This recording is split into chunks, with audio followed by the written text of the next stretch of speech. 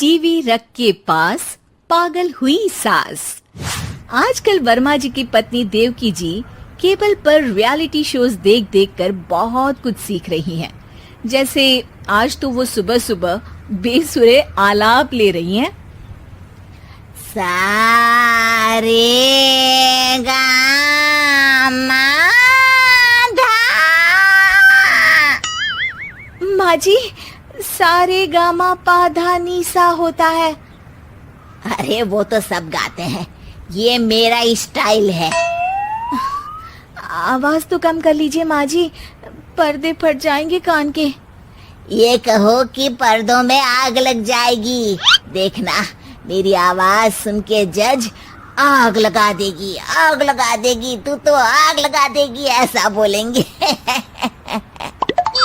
सरिता वहाँ से परेशान होकर चली जाती है और सास रियाज जारी रखती है। सारे गाओ, सारे नाचो। तभी बाबूजी दुकान से लौटते हैं। अरे देवकी, क्यों तानसेन बनी हुई है? कान से खून निकालोगी क्या? अरे क्या हुआ, रियाज तो करने दो मुझे। इसको रियाज बोलते हैं? ऐसा लग रहा है जैसे घोड़े हिना रहा है। घोड़े पे बैठ के ही बम्बई जाऊंगी मैं तो, जब जज साहब कहेंगे कि देवकी तुम मुंबई आ रही हो। जज साहब, वो अदालत वाले? अरे नहीं नहीं, बड़े लोग हैं, आप नहीं जानते हैं। ओ मैं तो छोड़ चली अपना ये देश, बम्बई मुझे प्यारा लगे। गाना गाती हुई देवकी चली जाती है और बाबूजी अपनी सरफिरी पत्नी के इस संगीत प्रेम की चर्चा करने बहू के पास चले जाते हैं। अरे सरिता बेटा, सुनो तो, ये तेरी सास को क्या हुआ है बेटा? सुबह तो अच्छा भला छोड़कर गया था इसे। सिंगर बनेगी अब वो। सिंगिंग रियलिटी शो में जाने की सुबह से तैयारियां चल रही हैं इनकी। हाँ, अब तो कोयल के सुर मेंढक छेड़ेगा। हे भगवान, सद्बुद्धि दो इसे। इधर बाबूजी भगवान को कहते हैं और उधर राधा रानी प्रकट हो जाती है, देवकी की मोहल्ले की सबसे पक्की दोस्त। क्यों री देवकी, काहे इतना गला फाड़ रही है? कोई चीखने चिल्लाने का कंपटीशन है क्या? अरे ये देख, नया सिंगिंग शो, मैं भी गाऊंगी, हिंदुस्तान के दिलों की धड़कन बनूंगी। अरे इतना बेसुरा गा के दिलों की धड़कन नहीं, दिलों का अटैक बन जाएगी। इससे तो अच्छा है कि नाच ही ले। वैसे भी दिन भर मोहल्ले में नाचती तो रहती है तू, कभी इसके घर कभी उसके घर। देवकी को समझ में आ जाता है कि उसका गाना किसी को पसंद नहीं आ रहा।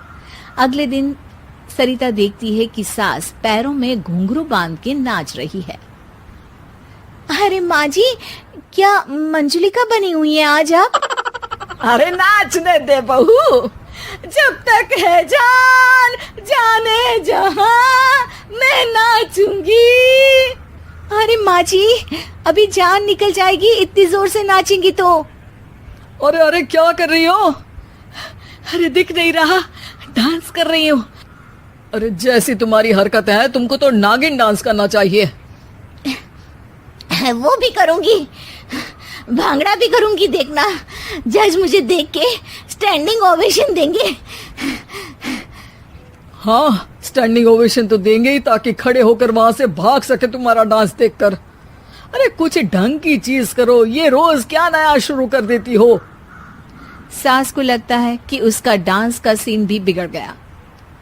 अब वो टीवी देख के कोई और कलाकारी ढूंढने लगती है। तभी उसे टीवी पर खतरों के खतरनाक खिलाड़ी शो दिखता है, जिसमें लोग अलग अलग स्टंट करते हैं। बस देवकी को नया काम मिल जाता है। अगले दिन सुबह देवकी डंबल लेकर कसरत करने लगती है।